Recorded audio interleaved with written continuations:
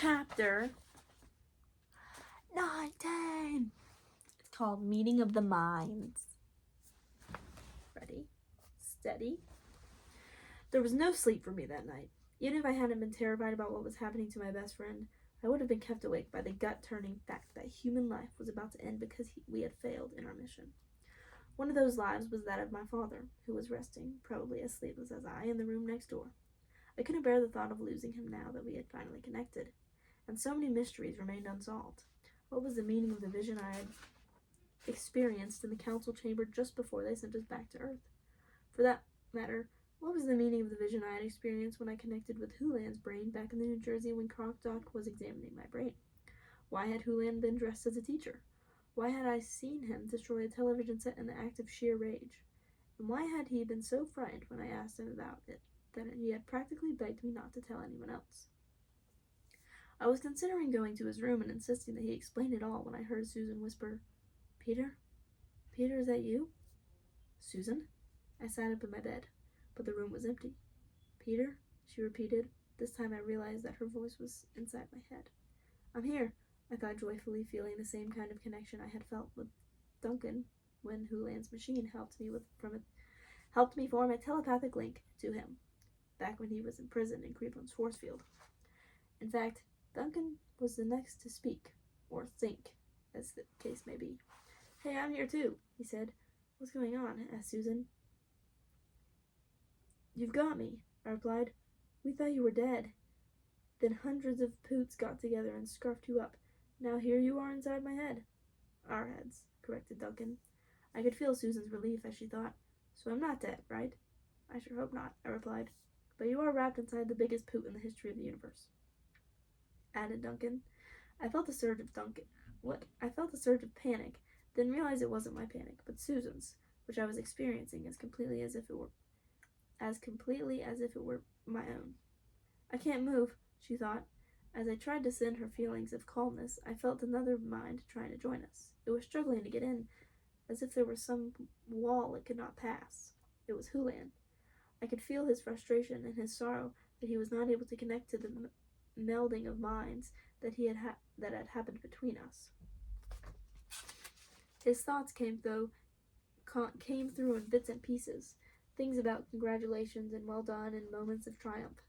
I went after him to try to bring him into our meeting of minds, but I couldn't find him. Duncan, help me, I thought. We need to get him into this. There are things I want to know from him. I can help too, thought Susan. I understood, without her having to tell me, that by working with us, she would feel less afraid. When I knew that, I suddenly understood that if I wanted, I could see/experience/understand everything about Susan or Duncan, and they could understand everything about me. There were no secrets left. Our love and our hate were all in the open now. Every thought I had, whether good or evil, base or noble, was going to be available to them. I began to pull back, fearful at the thought of being known so fully. Duncan held me with his mind. "Don't go," he pleaded. "We need to stay connected for this." I surrendered. Together it took us only a moment to reach out and pull Hulan into our union. "You did it," he thought in astonishment. His thoughts were not as clear and open as the ones that passed between us three humans. Even so, he was right. We had managed to bring him in. Now, like us, he had no secrets. Yet he was still hard to understand, mostly because the information I was picking up didn't seem to make sense. Finally, I asked him flat out, "How old are you?" His amusement rippled through my entire being. "That's a very hard question. The response depends on how you define age, time, and a lot of other things." I knew you wouldn't get a straight answer from him, thought Duncan in disgust. "I'll give it to you as straight as I can manage," said Hulan seriously. "What complicates it is the way time gets wonky when you travel at great speed. Peter was on board the New Jersey for nearly 5 of your months, but he experienced it as a matter of mere weeks because of the way time works at near light speed. Not to mention what happens when you start making space shifts. A lifetime of that sort of thing makes issues of age seriously strange. So how old are you?" asked Susan, repeating my question. "I was born in the year 1013, as you reckon time." "But that would make you nearly 1,000 years old," thought Duncan. His astonishment tickled through my brain. "It would," replied Hulan, "if not for the effects of space travel. In actuality, I have only experienced 117 years, which makes me a middle-aged by the standards of my people, by the way. And you've been interested in Earth for a long time, haven't you? I asked. Hulan couldn't have lied if he wanted to. I could feel his answer in every fiber of my being. He decided to explain. You know that I have long been on a quest for the direct mind-to-mind communication we are now experiencing. Though I could feel his twinges of jealousy that we were experiencing the connection more clearly and fully than he was, I could also sense his generous joy on our behalf. Long before your planet came to the attention of the galaxy at large, I had concluded that this was the place it was most likely to happen. So you were visiting us before the others knew about us? Knew about us? I would tell you who thought that question, but I really don't know. We were so closely linked, it could have been Susan, Duncan, me, or all of us at once. I started way back, replied Hulan. The thought was ripe with amusement. I started bending the non-involvement rules then as well. Not that I was always successful. I tried to convince Isabella not to give Columbus the money for those ships, for example. Too bad she wouldn't listen to me. I believe if the Native Americans had had a while longer on their own, they would have been far better prepared to deal with the European invasion. Well, I was only one being. I couldn't handle everything. I remembered some other things that he had said to me, and I knew I was on the track of something. Maybe even a lever we could use against the Interplanetary Council. You finally broke the rules big time, didn't you? I asked. You didn't just meddle. You did something worse. The combined sense of shame and rebellion that washed through us told me I had struck home. Your science was hurtling forward far faster than your ability to deal with it. Without intervention, you would have made it to space long before you were ready. I was sure that the Council would feel driven to just such matters as it is considering now. Only then the odds of them deciding to destroy you would have been even greater. Susan and Duncan linked to me, were following me into the nooks and crannies of Hulan's brain, digging for his secret.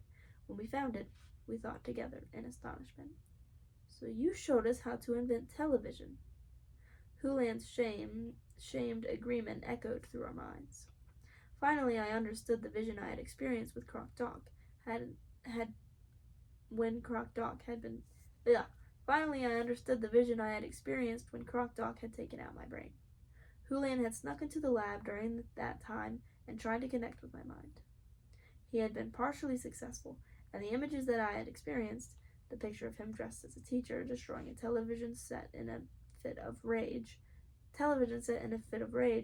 were an expression of his own guilt over what he had done. It was my great crime, confessed Hulan, even though I knew your species was nowhere near ready to deal with the power of such a communication tool. I carefully and slowly planted the seeds for it. I knew it would be bad for you, but I also knew that once the best brains of your world started turning themselves into Swiss cheese by watching the mind-rotting mush your people would produce, it would slow your science enough to give us a few more years to decide how to deal with you. I hoped that by slowing you down for a bit, I could give your basic beingness a chance to catch up with your technology. I hoped you could be welcomed into the galaxy as a civilized people. I remember Broxholm telling me that Earth science had been mysteriously sidetracked a few decades ago. At last I knew what had done it. What I didn't anticipate, continued Hulan, was the degree to which you would abuse television. I began to feel as if I had given a loaded gun to an innocent child, thinking that it was only a water pistol. I do not know how to make up for it. I do, I replied, and then I told them my plan to save the world. Peter knows what to do? 2 more chapters, guys. The next one is called One is All, and All Are One. See you there.